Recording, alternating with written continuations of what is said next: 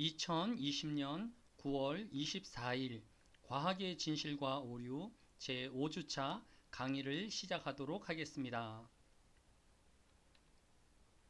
먼저 공지사항을 알리도록 하겠습니다.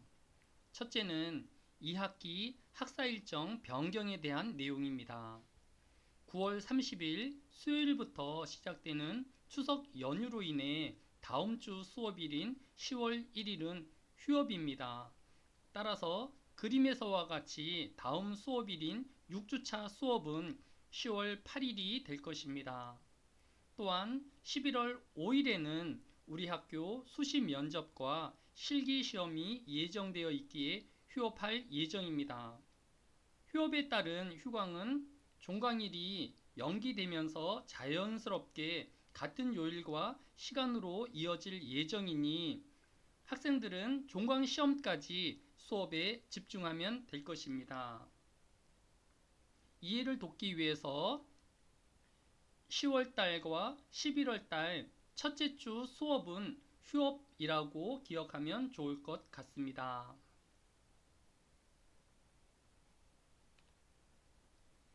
두 번째 공지사항은 앞으로 있을 6주차 과제인 별자리 사진 촬영 과제에 대한 사전 의견 조사가 긍정적으로 나타났습니다. 밤하늘 별자리 사진 촬영은 사전에 준비할 것이 많아 다른 과제와 같이 이론적으로 완수하기 힘들기에 연휴와 한 주 휴업 시간을 통해 사전 준비를 하면 좋을 것 같습니다. 보통 별자리를 봄, 여름, 가을, 겨울 별자리로 나누는데 우리가 가을이라고 하면 9월, 10월, 11월 석 달간이라고 생각하기에 이제 9월 마지막 주에 접어든 지금은 가을 별자리가 이제 중반으로 향해 가고 있다고 생각하기 쉽습니다. 그러나 천문학적으로는 가을 별자리가 추분에서부터 동짓날까지입니다.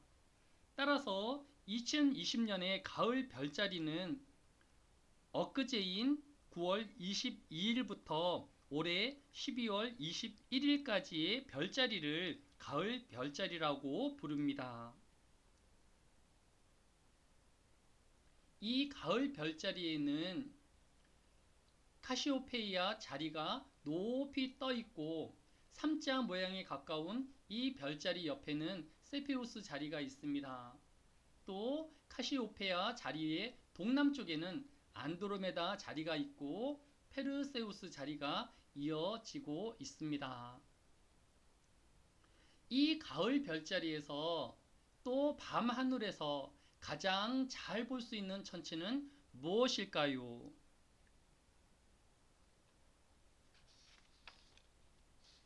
우리가 먼저 천체의 밝기를 나타내는 단위 중 하나인 겉보기 등급의 정의를 살펴보면 맨눈으로 본 천체의 밝기 등급이라고 하였습니다.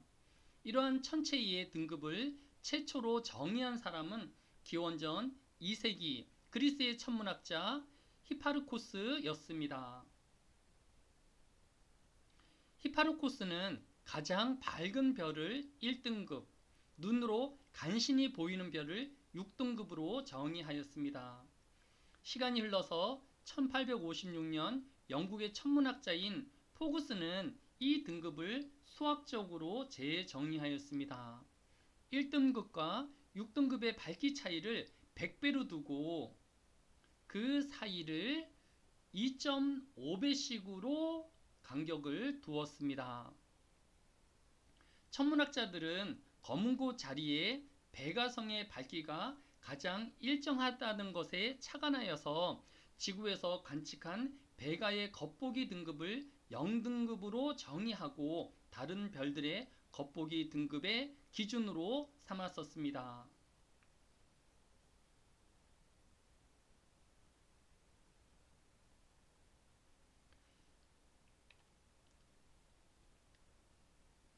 그런데 별의 등급의 정의가 베가성이 아닌 광학적으로 측정할 수 있는 도구로 바뀌면서 옆에 별의 등급 중간에 보게 되어지면 배가의 겉보기 등급이 0이 아니라 0.03인 것을 볼 수 있습니다.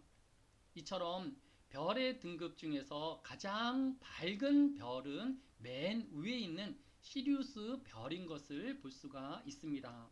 그런데 이 별보다도 더 밝은 천체가 있습니다. 그것은 바로 태양과 달과 행성들입니다.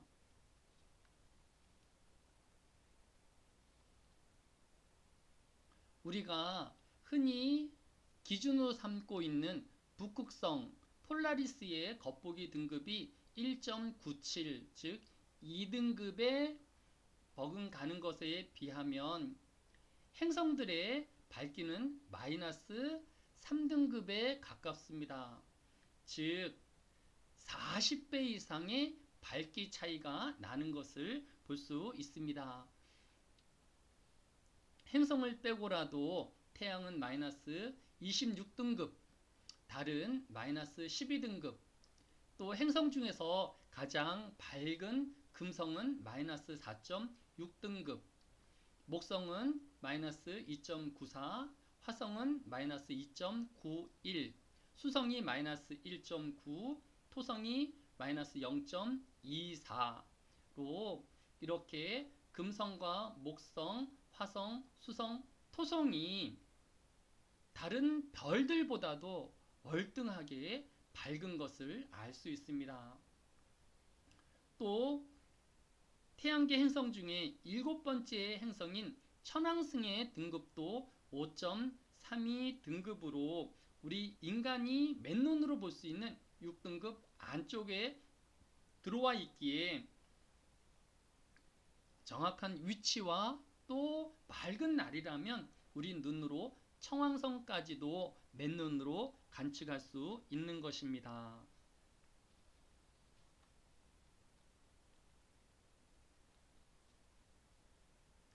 밤하늘의 사진을 직접 찍은 것인데 별들 중에서 가장 밝은 시리우스와 또 행성 중에서 가장 밝은 금성을 우리가 비교하여 보면 이 행성이 얼마나 밝은 것인지를 금방 알 수 있습니다.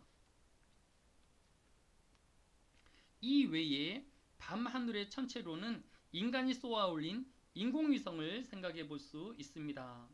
그러나 인공위성을 볼 수 있는 시기는 일몰 후 잠시와 일출 전 잠시에 불과합니다. 왜냐하면 인공위성은 태양빛을 반사하여 반짝이기 때문에 밤중에는 인공위성이 지구의 그늘에 들어가게 되면서 태양빛을 받을 수 없기 때문에 우리에게 관측이 되지 않는 것입니다. 이제 실질적인 밤하늘 천체 관측에서 별보다는 행성이 관측하기 용이하다는 것을 알게 되었습니다. 그러나 문제는 별은 항상 같은 자리에 위치하고 심지어 봄, 여름, 가을, 겨울의 별자리가 시간의 문제이지 하룻밤 사이에 모두 관측할 수 있다라는 것을 전제하면 행성은 수시로 그 위치가 바뀐다라는 문제점이 있습니다. 또한 별과 행성이 자리에 있다 할지라도 이 별들이 다른 별들과 구별하지 못하면 관측의 의미를 잃어버리게 될 것입니다. 어떻게 내가 위치하고 있는 관측 자리에서 보고 있는 별 또는 행성의 위치와 이름을 알 수 있을까요?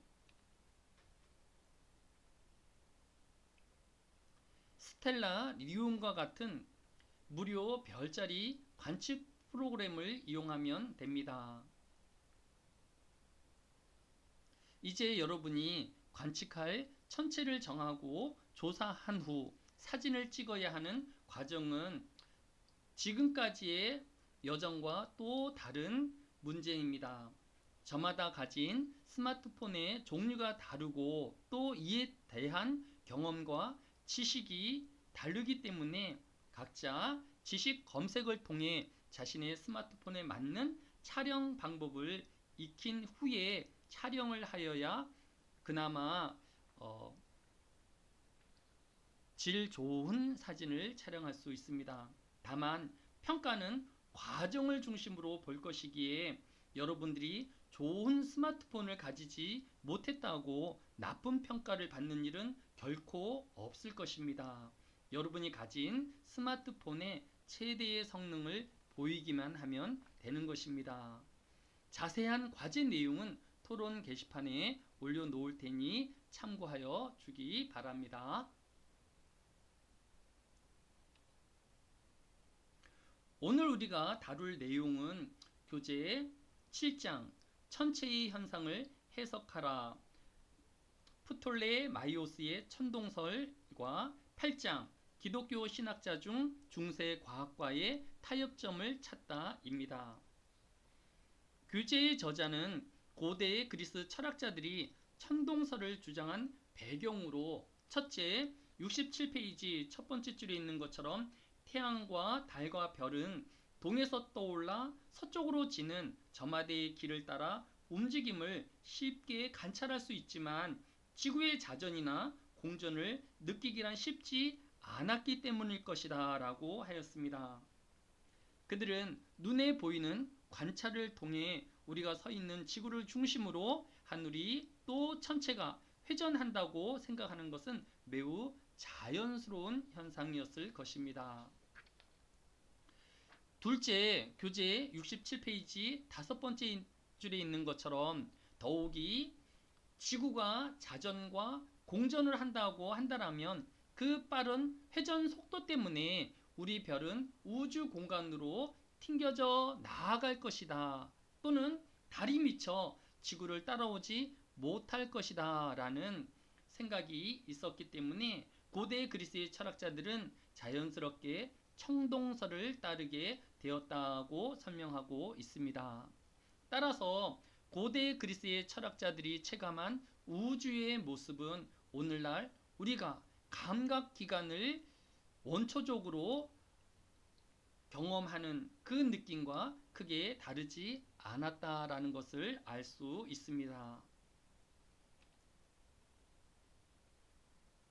그런 배경에서 교과서 67페이지 밑에서 세 번째 줄에 보면 고대의 그리스 시대인 기원전 4세기 에오독소스는 하늘에 대한 최초의 가설을 제시하였습니다.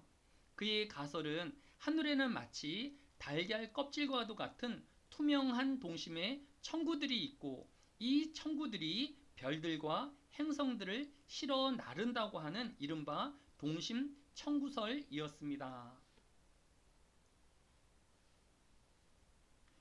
교재 69페이지에 보면 해와 달 그리고 당시 알려진 행성과 별들이 양파의 껍질처럼 27개의 겹으로 되어 있는 각각의 층에서 지구를 중심으로 회전 운동을 하기 때문에 서로 충돌하지 않는다고 설명하였습니다.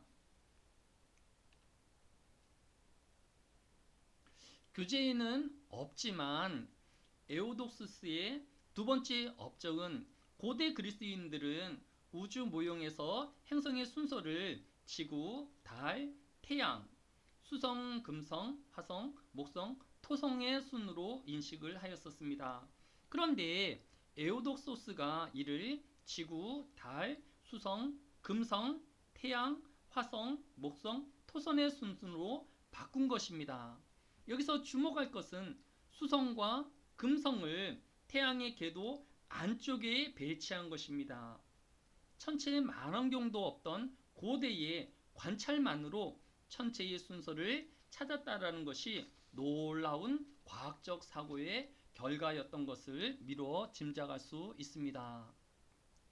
그런데 조금 자세히 보면 에오독소스는 달 외에 지구에서 가장 가까운 천체를 수성으로 순서하고 있는 것을 볼 수 있습니다. 그런데 우리가 자주 애우는 수금지화 목도 천해명이라는 것에 비추어도 지구와 가까운 행성은 수성이 아닌 금성입니다.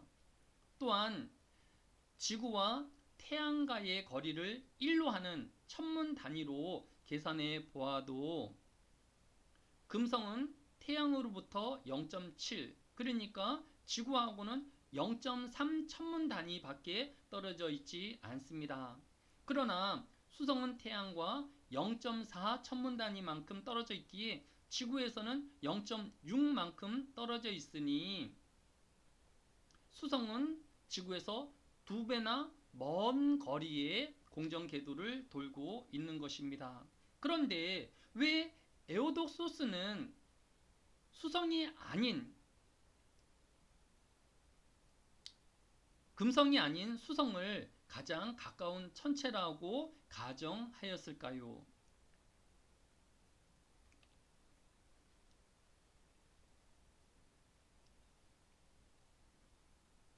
미국 물리학회가 발행하는 피지스 투데이의 미 엘리베마 대에서 실제 금성과 수성 두 행성의 공정 궤도상의 평균 거리를 계산하는 점 원법을 발표하였습니다. 지구와 금성까지의 평균 거리는 1.24 천문 단위, 또 지구와 수성까지의 평균 거리는 1.04 천문 단위라고 하였습니다. 즉, 금성은 태양을 중심으로 공전을 하기 때문에 가까울 때는 금성이 지구에서 가장 가깝지만 태양 반대편에 있을 때는 지구와 수성보다도 더 먼 외곽에 떨어져 있는 것을 알 수 있습니다. 수치적으로도 수성이 평균적으로 1500만 킬로미터 더 가까운 거리에 있다는 계산입니다. 즉 1년 동안 지구와 행성 간의 거리를 평균 내면 수성이 더 가깝다라는 발표를 한 것입니다. 현대 과학도 최근에 알게 되어진 과학적 진실을 에오독소스는 자신의 관찰과 논리만으로 이렇게 지구에서 가장 가까운 주위를 도는 행성으로 수성을 순서하였다라는 것이 매우 놀라울 따름입니다. 다음 시간에 이어서 계속 천문에 대한 신비하고 놀라운 내용들을 같이 살펴보도록 하겠습니다.